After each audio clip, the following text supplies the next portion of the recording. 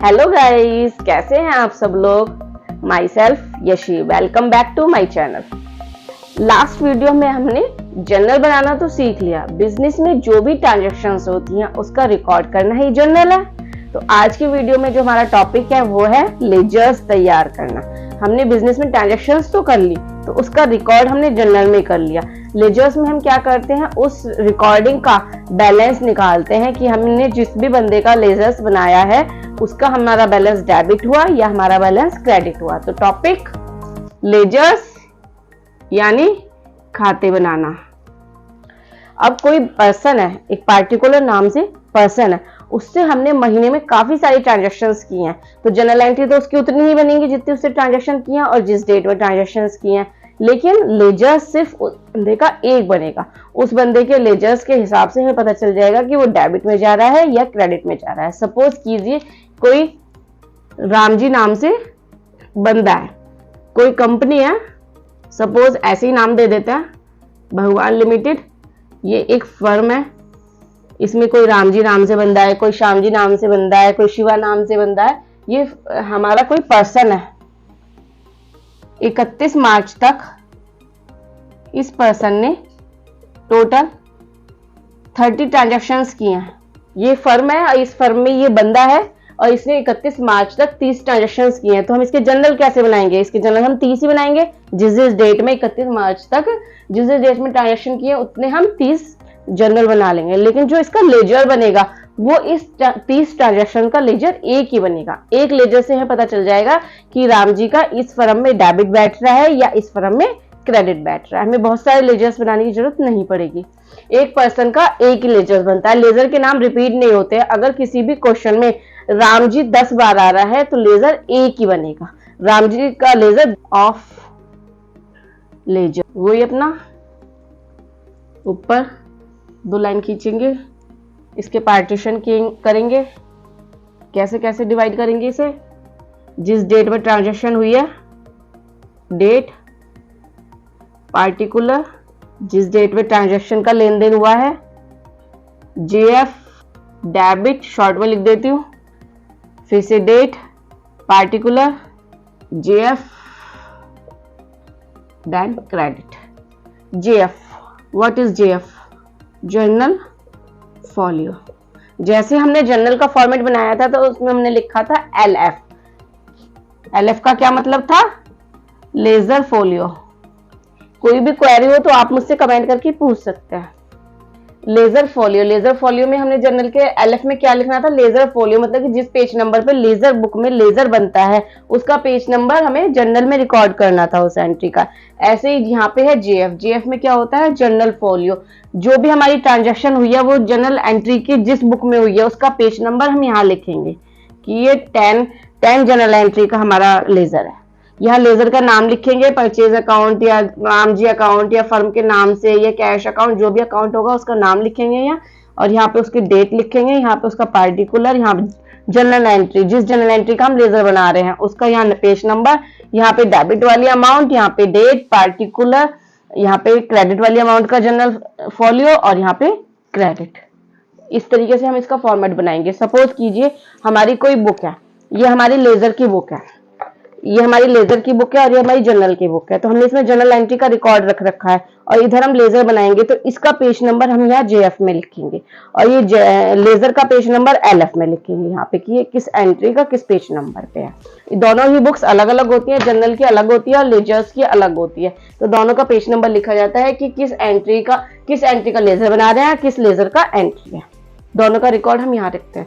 चलो एक एग्जाम्पल देखते हैं, उससे हमें ये लेजर ज्यादा अच्छे से समझ में आएगा। स्क्रीनशॉट ले लीजिए, फिर मैं इसे रफ कर देती हूँ। एग्जाम्पल के लिए पहले हमें जनरल एंट्री बनानी पड़ेगी। 1 जनवरी को गुड्स परचेज्ड विद कैश ₹10,000। थोड़ा छोटा छोटा लिख रही हूँ क्योंकि मुझे यहाँ पे अभी लेजर का फॉर्मेट बनाना है।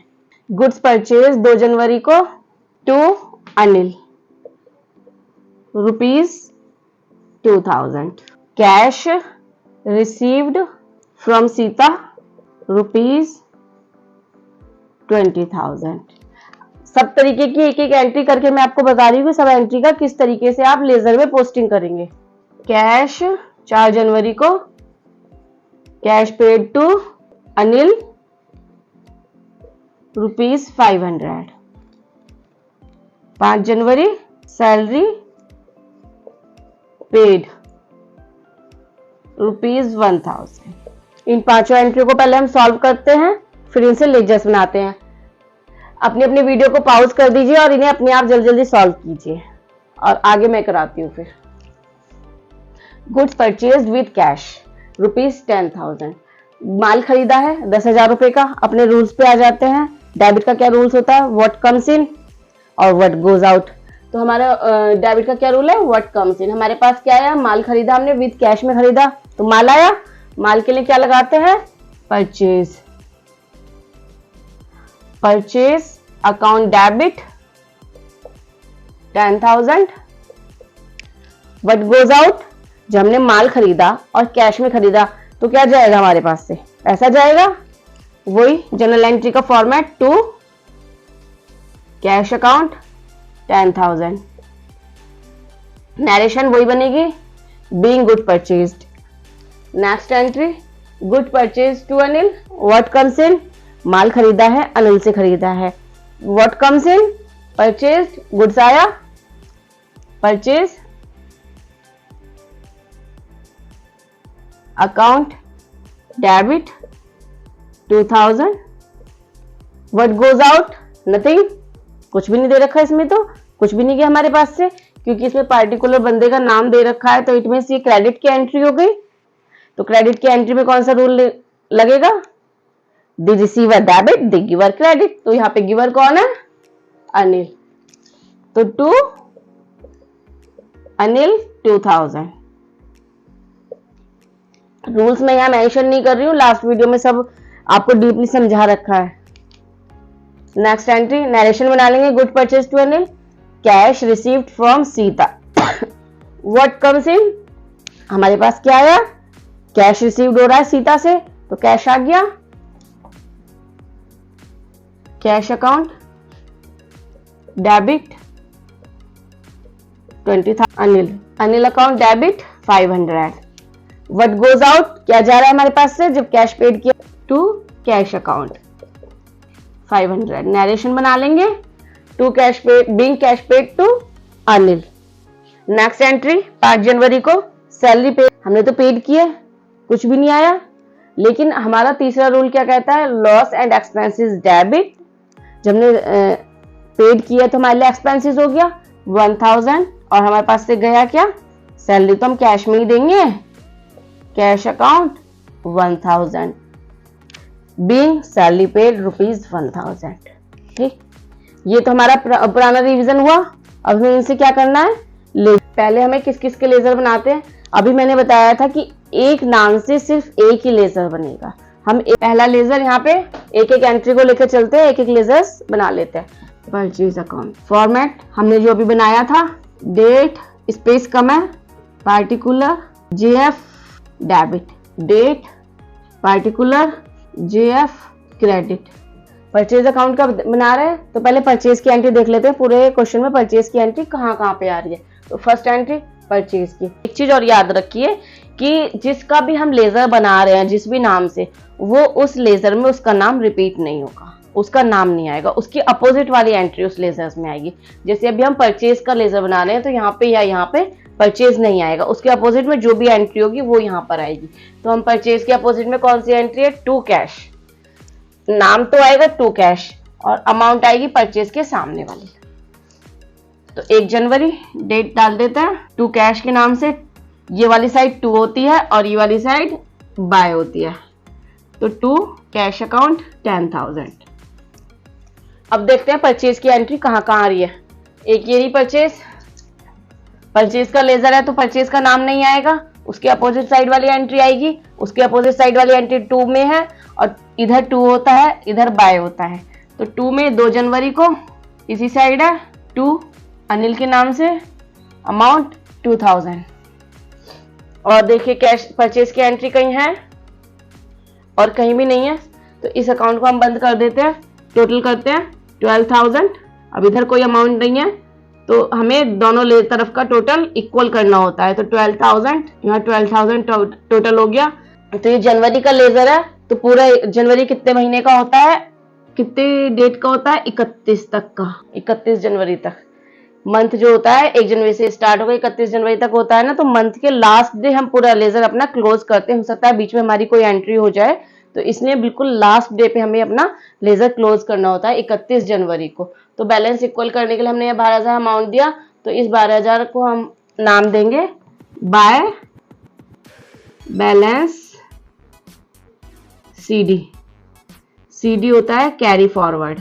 कैरी फॉरवर्ड मतलब कि ये बैलेंस है हमारा, इसको हम नेक्स्ट मंथ में फॉरवर्ड कर सकते हैं, नेक्स्ट मंथ में ले जा सकते हैं।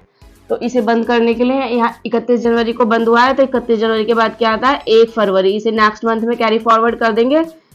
बाय से इधर लिख रहे हैं तो 2 में आ गया, 2 बैलेंस, यहाँ CD था तो यहाँ BD का मतलब होता है बैक फॉरवर्ड, मतलब कि ये हमारा बैलेंस बैक से आया है, तो इसलिए ये हो गया बैक फॉरवर्ड। बैलेंस इधर आता है तो इधर कैरी फॉरवर्ड करते हैं, और बैलेंस इधर आता है तो इधर कैरी फॉरवर्ड करते हैं। जो नया बैलेंस आता है वो कैरी फॉरवर्ड मतलब कि आगे जाएगा, और जो BD का मतलब यानी कि पीछे से आया ना, यानी कि लास्ट मंथ से आया है, और CD का मतलब नेक्स्ट मंथ में जाएगा। परचेज का हमारा कंप्लीट हो गया। इसके बाद हमारा क्या है, कैश। परचेज का हो गया, अब दूसरी साइड हम बनाएंगे कैश अकाउंट। फॉर्मेट हमारा यही चलता रहेगा, कैश अकाउंट। सब हमारा लिखा हुआ है, date particular JF debit, date particular JF credit, वही फॉर्मेट सेम जो ऊपर था। अब हम कैश अकाउंट बना रहे हैं। जब हमने परचेज बनाया था तो इसमें परचेज का नाम नहीं आया था, परचेज के अपोजिट वाली एंट्री का नाम आया था। अब हम कैश बना रहे हैं तो इसमें कैश का नाम नहीं आएगा, कैश के अपोजिट वाली एंट्री का नाम आएगा। तो अपोजिट क्या है कैश के, परचेज, और ये क्या है BY बाय में, बाय साइड इधर की होती है। तो 1 जनवरी बाय किस नाम से, परचेज के नाम से, बाय परचेज अकाउंट 10,000। अब देखेंगे कैश कहाँ कहाँ आ रहा है। इस एंट्री में तो कैश नहीं है, तो इससे हमें कोई मतलब नहीं है अभी कैश अकाउंट में। इस एंट्री में कैश है, तो हम कैश का लेजर बना रहे हैं। तो कैश के अपोजिट में देखेंगे सीता 2 में आ रही है, 3 जनवरी को, 3 जनवरी 2 सीता 20,000। आगे चलते हैं, कैश के अपोजिट सीता की एंट्री हो गई 20,000। पहले पूरे महीने की देख लेंगे फिर बैलेंस निकालेंगे। अनिल, इधर भी कैश है, तो कैश 2 में है, तो बाय में हो गया 4 जनवरी को अनिल, बाय अनिल। अमाउंट ये वाली आएगी जो कैश के सामने है, कौन सी है 500। अब नेक्स्ट सैलरी टू कैश, यहाँ पर भी कैश है, तो कैश 2 में है 5 जनवरी को, तो इसके अपोजिट में क्या है सैलरी, तो 5 जनवरी को बाय में है, by salary account. Amount cash वाला आएगा 1,000, टोटल कर देंगे 11,500, 11,500। बट इधर का ज्यादा है तो ज्यादा वाला लिखते हैं, जिधर हमारा ज्यादा होता है उस बैलेंस को हम लिखते हैं। तो यहाँ पे भी 20,000 आ जाएगा, लेकिन था इधर कितना बैठ रहा है 11,500। तो 31 जनवरी को 20,000 में से 11,500 गए, बाय बैलेंस CD कितने बचे 8,500। ये हो गया हमारा कैश का लेजर। जैसे ऊपर किया था हमने ऐसे ही 1 फरवरी को 2 बैलेंस BD 8,500, ये लेजर हो गया कैश का। यहाँ परचेज का हो गया, यहाँ कैश का हो गया, परचेज का भी बन गया हमारा। अब बनेगा अनिल का। फॉर्मेट ऊपर की तरह ही बना लेंगे, date particular JF debit, date particular JF credit. Direct entry ले लेती हूँ। अनिल का लेजर है, तो अनिल के अपोजिट साइड में क्या है परचेज, 2 जनवरी को बाय में है, 2 जनवरी date by purchase account. Amount आएगी अनिल वाली 2,000। आगे चलते हैं, देखते हैं अनिल और कहीं आ रहा है, यहाँ पे तो नहीं है, यहाँ तो कैश टू सीता है। एक अनिल ये रहा, अनिल 4 जनवरी को है, अनिल बाय में है, तो 2 में एंट्री आएगी 500 रुपए। 4 जनवरी टू अनिल 500 रुपए। और कहीं है अनिल, यहाँ तो नहीं है, बस 2 ही बार है अनिल। जो ज्यादा वाली अमाउंट है उसका टोटल ले लेते हैं 2,000। 2,000 यहाँ बैलेंस कितना हुआ 1,500। 31 जनवरी को बैलेंस निकाल देंगे मंथ के लास्ट में, 2 बैलेंस CD, और नेक्स्ट मंथ फॉरवर्ड कर देंगे 1 फरवरी को बाय बैलेंस BD, B/D 1500 हो गया अनिल का। आगे चलते हैं, कैश का तो हमने बना लिया सीता वाला, अब हमें बनाना है सीता का। तो सीता अकाउंट बनाएंगे। यहाँ पे हम फॉर्मेट हमारा चल ही रहा है date particular JF debit, date particular JF credit. अब सीता की एक ही एंट्री है, यहाँ पे भी सीता नहीं, यहाँ पे भी सीता नहीं है, तो क्या है बाय कैश आएगा अपोजिट में सीता के, और वो भी 3 जनवरी को। 3 जनवरी बाय कैश के नाम से अमाउंट कैश के सीता के सामने वाला 20,000, और 31 जनवरी को इधर बैलेंस निकाल देंगे, इक्वल करना है क्योंकि 20,000 तो टू बैलेंस CD, टोटल 20,000 20,000। हमें दोनों तरफ का बैलेंस इक्वल शो करना होता है, तो जितना भी हमारा डिफरेंस होता है उसे सॉरी जिस साइड में भी होता है टू या बाय में, वहां पे बैलेंस लिख देते हैं। इसको नेक्स्ट मंथ कैरी फॉरवर्ड कर लेंगे। अब कौन सा लेजर रह गया हमारा, सीता हो गया, अनिल बन गया हमारा, कैश बन गया हमारा, सैलरी रह गया और ये कैश बन गया। तो बस हमारा कौन सा लेजर बना है, बचा है सैलरी अकाउंट। वही date particular JF amount debit, date particular JF amount credit. Salary का लेजर बना रहे हैं तो सैलरी के नाम से नहीं आएगा, उसके अपोजिट एंट्री का नाम लेंगे, और डेट क्या है 5 जनवरी और अपोजिट एंट्री है 2 में। तो 5 जनवरी को टू कैश अकाउंट, कितना सैलरी के सामने वाली 1000 अमाउंट 1000, और कोई एंट्री नहीं है सैलरी की, तो हमें बैलेंस इक्वल करना है। यहाँ तो हो गया 1000 और यहाँ कुछ भी नहीं है 1000, बैलेंस ले लेंगे फिर, और किस डेट में लेंगे हम 31 जनवरी में, क्योंकि मंथ के एंडिंग में निकालते हैं बैलेंस। बाय साइड है ये, तो बाय बैलेंस CD, कितना बचा बैलेंस 1000। हमारी 5 एंट्री के लेजर बन गए। परचेज की जितनी भी एंट्री थी वो परचेज अकाउंट में आ गई, कैश की जितनी भी एंट्री थी वो कैश में आ गई, अनिल की जितनी भी एंट्री थी वो अनिल में आ गई, सीता की जितनी एंट्री थी सीता में आ गई, और सैलरी की जितनी एंट्री थी वो सैलरी में आ गई। बस हमें क्या देखना है, टू और बाय देखना है। अगर हम परचेज का लेजर बना रहे हैं तो परचेज को एक पार्टिकुलर नाम को पकड़ लेते हैं, उसके अपोजिट की एंट्री देखते हैं वो 2 में है या बाय में है, और जहां भी वो होगी 2 में होगी तो 2 में पोस्ट कर देंगे, और बाय में होगी तो बाय में पोस्ट कर देंगे। बैलेंस निकालेंगे दोनों तरफ का, कैरी फॉरवर्ड नेक्स्ट मंथ के लिए, और ये बैक फॉरवर्ड नेक्स्ट मंथ से आया है। बस हमें इतना बैलेंस निकालना होता है, ये हमें टोटल यहाँ इक्वल करना होता है। अगर इधर 10,000 है तो इधर भी 10,000 ही होना चाहिए।